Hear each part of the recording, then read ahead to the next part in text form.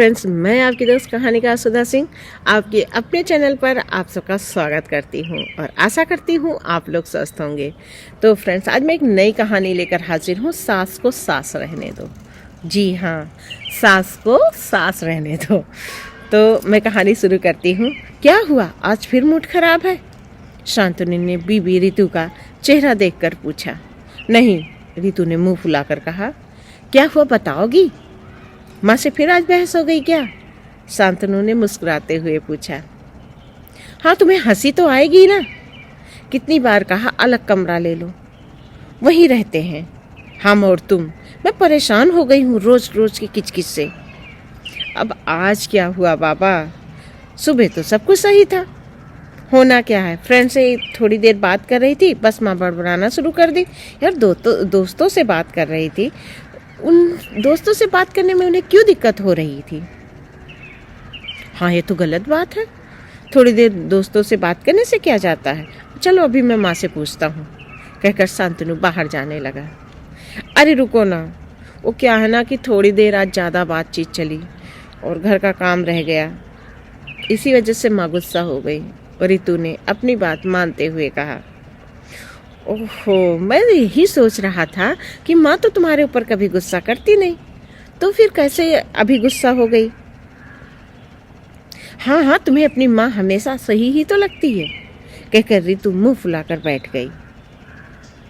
मेरी माँ होती तो कभी ना ऐसा करती, वो कभी मेरे ऊपर गुस्सा नहीं करती। हाँ, तो ये सास है ना। उसके पति शांतनु ने उसे चिढ़ाते हुए कहा। हाँ, ये सास ही है। इनके अंदर मेरी माँ जैसे प्यार कहाँ से आएगा? ईश्वर शांतनु से समझाते हुए कहता है, नहीं रितु, तुम्हारी माँ और मेरी माँ है तो माँ ही ना। तो ममता अलग अलग कैसे होगी? ममता दोनों में वही है। बस मेरी माँ की सोच तुम्हारी माँ की सोच से अंतर है। वो तुम्हें बेटी समझकर तुम्हारी हर गलती माफ़ कर देती है, पर मेरी माँ तुम्हें बहू समझकर सही राह दिखाती है, ताकि तुम कल उनके इस बसे बसाए घर को और अच्छा कर सको। तुम्हें पता है कि मेरी माँ, तुमने कभी एक बार भी सोचा कि तुम्हारी माँ जब तुम सोती थी तब तुम्हें नहीं जगाती थी, लेकिन मेरी माँ तुम्हें जगाती है, तुम्हें वक्त का कदर करना सिखाती है। तुम्हारी माँ तुम्हारी गलतियों पर नहीं डांटती थी, क्योंकि उन्हें लगता था कि बेटी है, कल ससुराल चली जाएगी। पर मेरी माँ तुम्हें तुम्हारी गलतियों पर डांटती है, तुम्हारी गलती का एहसास दिलाती है, ताकि उनकी बहू आगे चलकर कोई गलती ना कर सके। तुम्हारी माँ सहेलियों से बात करने पर कभी नहीं गुस्सा करती थी। उन्हें लगता था तुम अभी बच्ची हो, तुम फ्रेंड्स से बात करो और अपनी ज़िंदगी एंजॉय करो।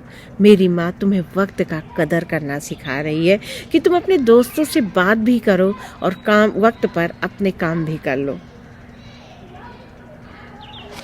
तभी बात करते करते जो है रितु और शांतनु एक दूसरे से ऐसे ही बातें हो रही थी और दोनों बालकनी में आ गए। तभी उन्होंने देखा एक बच्चा बाहर खेल रहा है।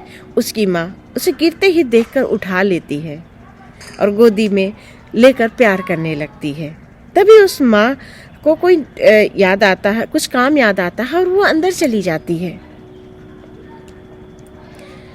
बच्चा थोड़ा सा पैदल चलने की कोशिश करता है, लेकिन गिर जाता है। वो देखता है कि उसकी माँ वहाँ पर नहीं है। वो फिर उठता है और फिर चलने की कोशिश करता है। वो फिर गिरता है, उसे कोई उठाने वाला नहीं होता है। तीसरी बार वो उठता है और धीरे धीरे चलकर अपने गेट तक आ जाता है। शांतनु और रितु उस बच्चे को देख रहे थे। शांतनु ने कहा, रितु देखो, इसी तरह है हमारी माँ का प्यार। ये जो बार बार उठा रही थी ना, ये तुम्हारी माँ थी। एक ही माँ में मैं दो माँ का आईना तुम्हें दिखाता हूँ। ये जो बच्चा जब बार बार गिर रहा था, माँ उठा के प्यार कर रही थी, ये तुम्हारी माँ है। वो नहीं चाहती थी कि तुम गिरो, और जब वो चली गई उसके बाद वो मेरी माँ है। जब वो बच्चा गिरा, वहाँ पे वो उठाने के लिए नहीं थी। तब उस बच्चे को एहसास हुआ कि मुझे चलना होगा, अगर मैं गिरूंगा तो मुझे कोई उठाने वाला नहीं है। और उसने हिम्मत करके तीसरी बार में अपनी मंजिल तक वो पहुंच गया। तो ये मेरी माँ है।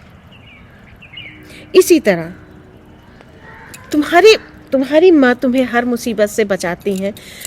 वो जब तक रहेंगी तब तक तुम्हें हर मुसीबत से बचाएंगी, लेकिन मेरी माँ तुम्हें हर मुसीबत से लड़ना सिखाएगी। वो तुम्हें अपने से दूर करके या तुम्हें डांट करके तुम्हें समझाएगी कि मुसीबत आए तो उसका सामना कैसे करना है। वो तुम्हारी समस्याओं की ढाल नहीं बनेंगी, वो तुम्हें समस्याओं से लड़ना सिखाएंगी। रितु शांतनु की बातें बहुत ध्यान से सुन रही थी। उसे अपने पति की बातें समझ में आ रही थी। उसका मूड अब सब सही हो रहा था। उसे समझ में आ रहा था कि अगर उसकी सास उसे कुछ कहती हैं तो उसके भले के लिए करती हैं। कुछ दिन तक सब कुछ सही सलामत चला। रितु को अपने पति की बातें समझ में आ रही थी। पर एक दिन रितु थोड़ी देर से उठी। उसकी सास गुस्से में किचन में चाय नाश्ता बनाकर बैठकर चाय पी रही थी। वो गुस्से में बैठी हुई थी। तो रितु जब उठी तो उसने कहा, मम्मी जी मैं चाय बनाऊं? तो वो गुस्से में बोली कि तुम्हें टाइम का तो वैल्यू है नहीं, सोती रहती हो, और तुम्हें ये तो सोचना चाहिए कि तुम्हारे घर में बड़े बुजुर्ग हैं, उन्हें चाय पानी की ज़रूरत भी होगी। ये सुनकर रितु को काफ़ी दुख हुआ। उसने गुस्से में नाश्ता भी नहीं किया और न खाना बनाया। काम निपटाने के बाद वो अपने कमरे में आ गई और अपनी माँ को फ़ोन मिलाया। अपनी माँ से बताया कि आज थोड़ा सा देर हो गया, जिसकी वजह से आज मम्मी जी मेरे पर काफ़ी गुस्सा हुई। उन्हें समझना चाहिए था कि मैं भी इंसान हूँ, कभी कभार मेरी भी तबीयत ख़राब होती है, तो मुझे भी आराम करने की ज़रूरत पड़ती है। देखो ना माँ, मैं जब अपने घर में सोती रहती थी, आपने मुझे कभी नहीं जगाया। आपने कभी नहीं कहा कि मेरी बेटी उठकर काम करे। तो सास ऐसा क्यों नहीं होती हैं? ससुराल में थोड़ी सी देर हो जाती है तो सास गुस्से से पूरा घर सर पे उठा लेती है, जैसे लगता है भूचाल सा आ गया। इस पर उसकी माँ समझाती है कि बेटा मैं तुम्हें नहीं जगाती थी, क्योंकि मुझे पता था कि तुम्हें ससुराल में जिम्मेदारी संभालनी है।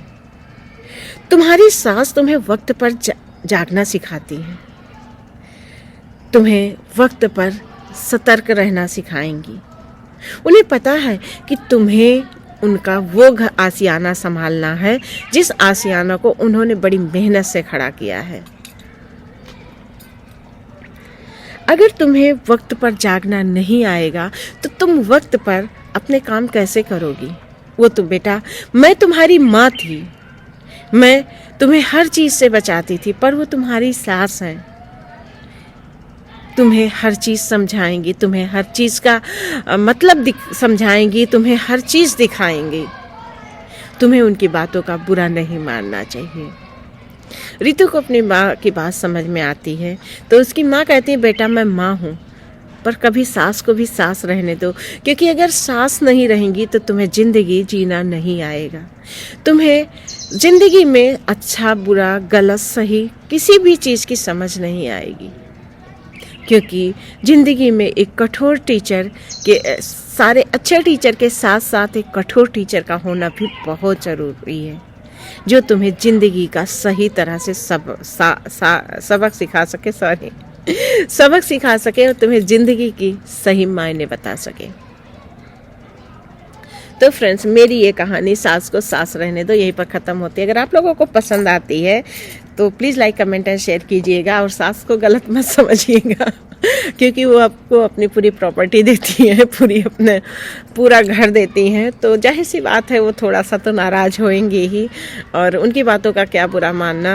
और सासों से भी कहना चाहती हूँ, आप अपने मन से ये भेदभाव निकाल दीजिए कि आपकी बहू है तो ये इसके अंदर इंसानियत, इसके अंदर कोई इंसान नहीं है, पत्थर की बनी हुई है, उसे बुरा नहीं लगता होगा, उसको भी बुरा लगता है। तो आपको अंत, जब आपका अंत टाइम आएगा तो आपको सास बहू ही साथ रहना है। ना आपका बेटा काम देगा, ना आपके पोते पोतियाँ काम देंगे, ना आपकी बेटी काम देगी, ना आपके नाते नाती या अदर रिश्तेदार कोई साथ देगा। आपका अंत टाइम आपकी बहू के साथ ही बीतेगा। तो क्यों ना इस रिश्ते को मिठास से भर के जिया जाए, ताकि उसे भी सेवा करने में कभी कोई कष्ट ना हो और वो आपकी अच्छी बातों को याद करके आपका दुगना तिगुना सेवा कर सके। तो फ्रेंड्स, मेरी ये कहानी सास को सास रहने दो यहीं पर समाप्त होती है। आशा करती हूँ आप लोगों को बहुत पसंद आएगी, और पसंद आती है तो please like, comment and share कीजिएगा। मेरी कहानी को ढेर सारा प्यार दीजिएगा। तब तक के लिए बाय।